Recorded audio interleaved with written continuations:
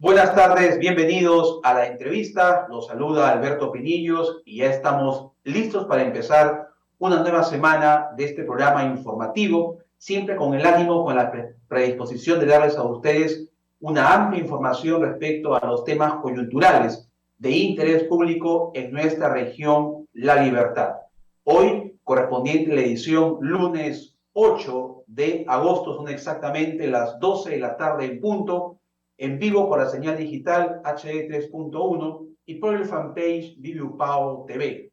Vamos a dialogar en esta primera entrevista de la mañana, ya de la tarde, del día de hoy, lunes 8 de agosto, con el periodista egresado de la Universidad Privada Andrés Orrego, Carlos Urcia, para hacer un análisis de su experiencia, de los temas coyunturales que preocupan aquí en La Libertad, específicamente dos aspectos muy puntuales: el de relacionado con el proyecto Chavimochic, el destrave del proyecto y también sobre la inseguridad ciudadana. Carlos, bienvenido a la entrevista. Muy buenas tardes.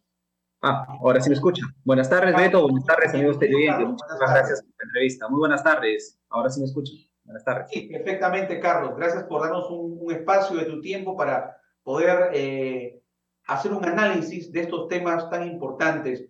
Carlos, hace buen tiempo estamos esperando con muchas ansias los trujillanos que se tomen decisiones políticas importantes respecto al destrave de este importante proyecto, como sabemos todos, que es Chavimochi. ¿Cuál es la situación actual? Porque ya ha pasado buen tiempo, se especulaba que máximo en el mes de julio iba a retomarse los trabajos de la presa de Palo Redondo. Ya estamos en agosto y no hay una visión clara respecto a esta problemática, Carlos. Sí, efectivamente, todos los liberteños, sobre todo los trujillanos, estamos atentos del reinicio de lo que es la tercera etapa de Chavimochic, abandonada por ya casi 6 años. Una represa que está en un 90% de avance y que por estos años y obviamente el descuido se viene deteriorando, sobre todo que genera gastos porque tenemos que pagar, ¿no?, anualmente seguros, en fin, o sea, no solamente es el hecho de paralizar el proyecto de por sí, que ya, reitero, nos genera un gran perjuicio, sino también es todo lo que viene detrás, que viene, reitero, el deterioro de lo que ha avanzado, los seguros que hay que pagar, en fin, o sea, el daño que se le está haciendo a la libertad, a todos los liberteños, es inmenso. ¿Y qué tenemos a cambio? Solo promesas y anuncios. Esto bien, como bien lo dices tú, viene de varias semanas, meses atrás, diciendo hay que retomar de Chavimochic, hay que destrabar, lo vamos a hacer. El gobierno de Castillo, incluso el 28 de julio, en su mensaje a la nación, también lo anunció. Chavimochic sí va, pero solamente, reitero, son meros anuncios, meras promesas. Pero lo cierto es que ya hay un avance, Beto, amigos televidentes, el hecho de que estén conversando, estén alrededor de una mesa, tanto el consorcio como el gobierno y el mismo proyecto de Chavimochic, encontrándole una salida. Según la información que manejamos, la adenda de lo que es la tercera etapa de Chavimochic, sobre todo lo que es Palo Redondo, ya estaría hecha y ya estaría siendo enviada al Ministerio de Economía y Finanzas para su aprobación. Es allí donde está ahorita el freno, la traba que tenemos que superar, es el MEP. Sin embargo, ya esta adenda, o sea, ya se han puesto de acuerdo todos los actores, llámese el consorcio Chavimochic liderado por Odebrecht, llámese el Chavimochic propiamente, el proyecto ejecutivo, llámese el gobierno, ya se han puesto de acuerdo, ya está la adenda lista, ahora simplemente va a tener que pasar a manos del Ministerio de Economía y Finanzas para que le den el visto, el visto Claro. bueno. Carlos, disculpa, para que nuestro público, televidente, internauta tenga una mayor precisión, ¿qué contenidos tiene esa adenda y por qué es tan importante que el Ministerio de Economía y Finanzas le dé trámite a este documento? Básicamente pasa por el tema de presupuesto. Allí, recordemos que había un monto designado ya por el Estado, ¿no?, que es un préstamo de la CAF, de la Cooperación Andina de Fomento, que se utilizaron para lo que vendría a ser esta represa Palo Redondo, que está en un 90% de avance en promedio. Entonces, ahorita simplemente se han estado poniendo de acuerdo para ver cómo es que se pueden modificar los presupuestos considerando los años transcurridos. considerando el desgaste, considerando las obras de ingeniería que tienen que hacerse para saber qué tanto se ha dañado o se ha afectado a la represa. Entonces, todos esos términos presupuestales, económicos, han tenido que, de alguna manera, consensuar para poder ya trasladar al Ministerio de Economía y Finanzas y que él finalmente dé el visto bueno. Recordemos que Contraloría General de la República, a través del Ministerio de Agricultura, se había opuesto en mucho de estas conversaciones, pero ya aparentemente hay una decisión política tomada y esperemos pues ya que el Ministerio de Economía le dé el visto bueno. Se supone que ha pasado todos los filtros. Correcto. Entonces, ahora está en manos del MEF, Ministerio de Economía y Finanzas, darle trámite, agilizar este proceso administrativo para que de una vez se pueda aprobar esta adenda. Luego de ello, vamos a ser muy optimistas, Carlos, que se apruebe esta adenda. ¿Cuál es el siguiente paso para el destrabe de este proyecto tan importante?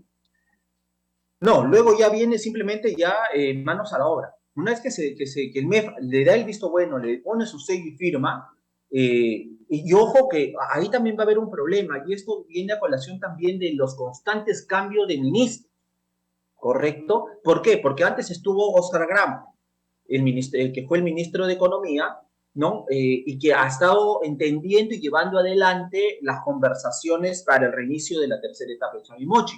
Pero recordemos que hace algunos días el presidente Castillo volvió una vez más a cambiar los ministerios, y uno de los que cambió fue justamente el Ministerio de Economía, con Oscar Graham. Ahora está Kurt Burneo. El nuevo ministro, el economista Kurt Burneo, va a tener que obviamente enterarse de todo lo avanzado, va a tener que volver a revisar todos los expedientes, va a tener que volver a conversar con los actores para saber en qué consiste esto. Y va a tener que finalmente, si Dios permite, pues aprobarlo. Pero nuevamente, nos dilata el tiempo, nos extiende, ¿no?, las semanas, cuando ya estamos contra el tiempo, porque, ojo, hay un arbitraje de por medio que se ha postergado algunas semanas más, pero ya estamos en cuenta regresiva. Y si no se logra ese acuerdo con el gobierno, ahí sí entraríamos a un arbitraje y ahí sí olvidémonos de la tercera etapa por 5 o 10 años, ¿no? O sea, sería complicadísimo. Pero como has visto, Beto, el cambio de ministros, ¿no?, en este caso el de Economía, va a generar ahí también un retraso, una lentitud en algo que pudo haber tal vez transcurrido con mucho más rapidez. Bien, ahora, de tu experiencia también, Carlos, esta situación de haber pasado a manos del Ministerio de Agricultura el proyecto, ¿cómo impactó este traspaso, este pase, cuando estaba esto en manos del gobierno regional? Sí, allí sí ha habido también un impacto negativo.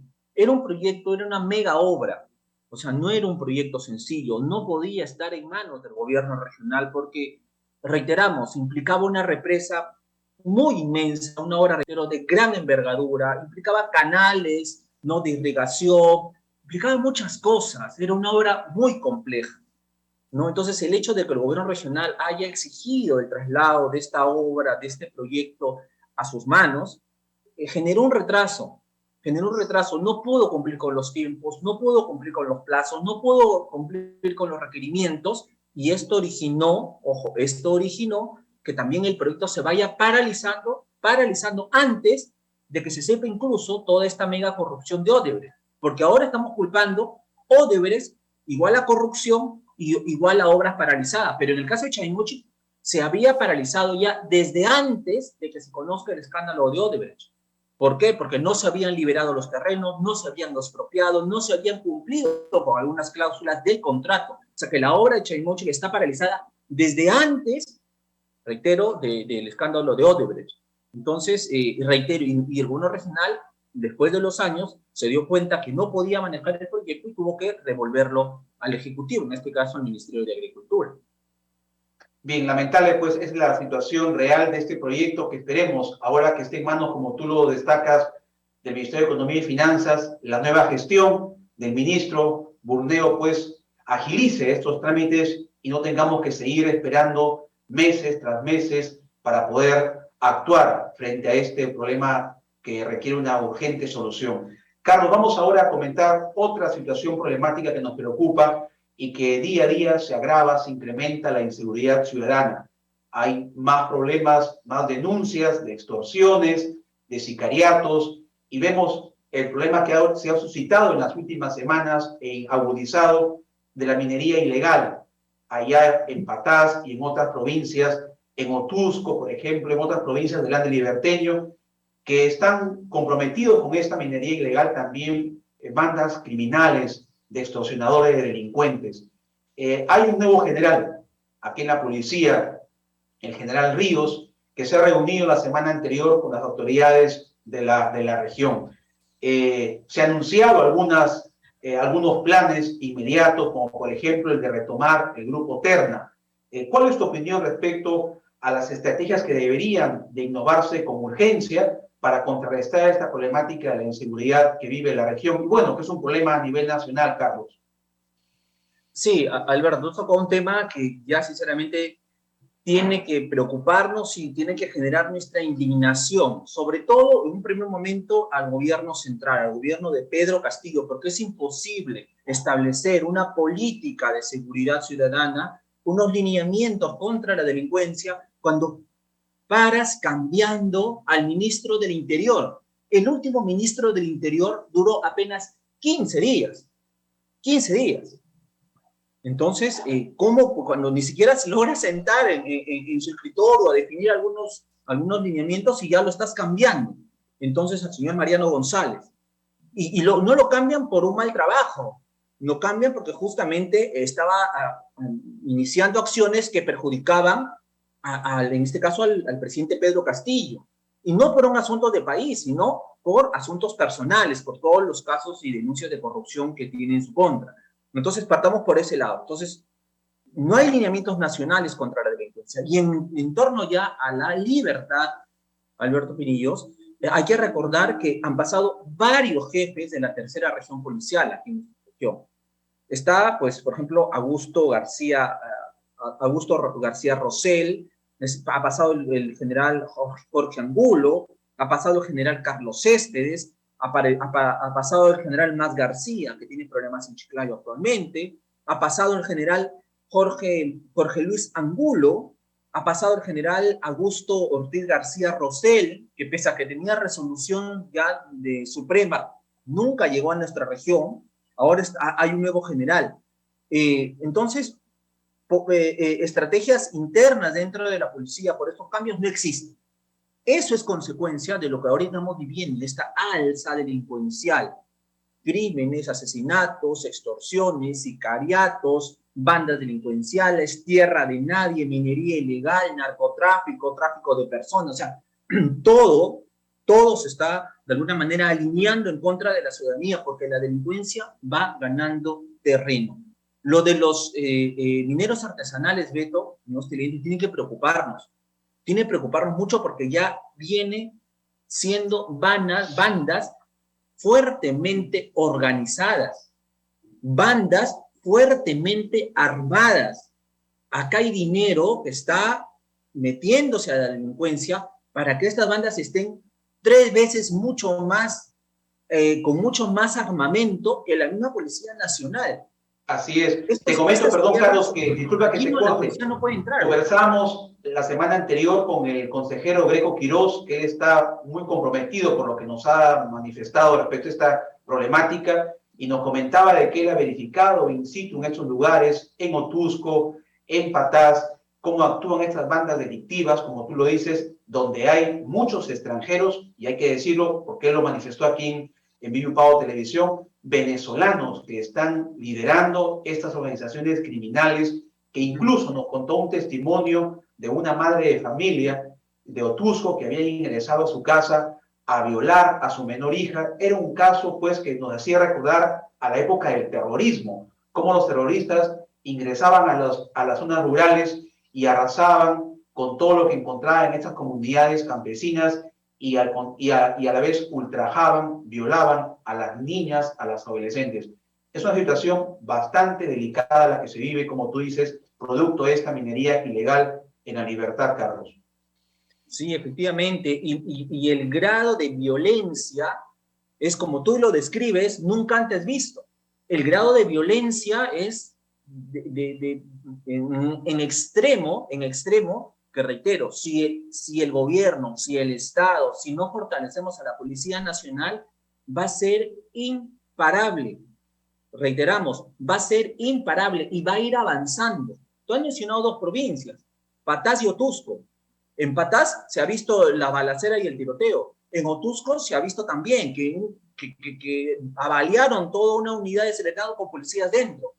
Pero hablamos también de Huamachuco, donde ya se están también germinando algunos conflictos sociales. Hablamos de Julcán, hablamos, o sea, de otras regiones que pueden ir ganando terreno, reitero, a esta delincuencia y puede instaurarse acá un sistema delincuencial nunca antes visto en nuestra historia, reitero, por el grado de violencia, o sea, el ingresar, el violar, el matar, el avaliar policías, el no dejarlos ingresar a ciertas zonas, el hecho de, o sea, ¿dónde estamos? ¿Qué queremos ver? Un México con ciudades tomadas por estas bandas organizadas.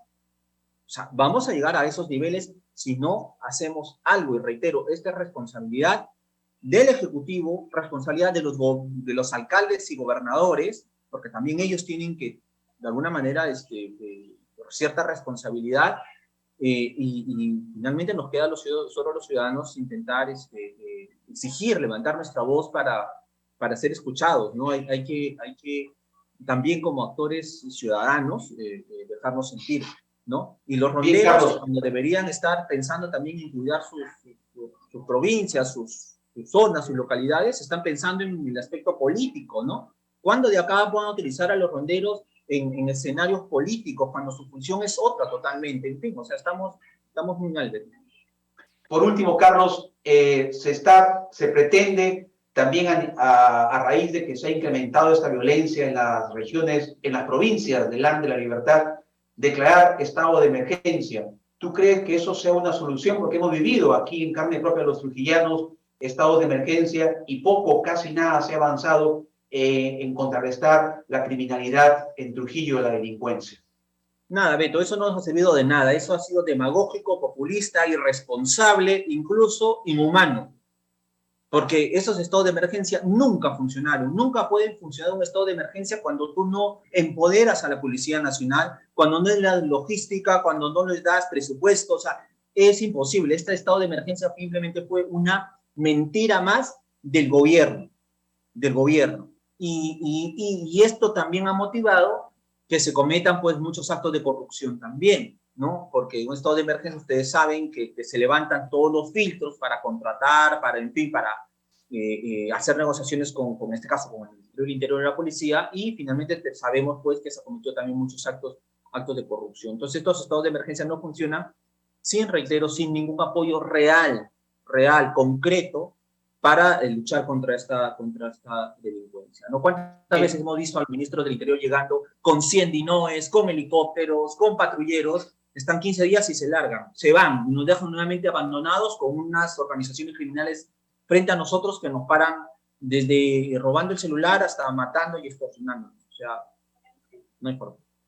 Bien, Carlos, agradecemos su participación con el periodista Carlos Urcia, haciendo un análisis de esta realidad problemática como es la inseguridad ciudadana y también la situación del proyecto Chay Mochik en la Libertad. Muy amable, Carlos, muchas gracias, un fuerte abrazo. Muchísimas gracias, Beto, muchísimas gracias a ustedes. Vamos a ir a una pausa, son las 12:19 de la tarde y continuamos con más en la entrevista.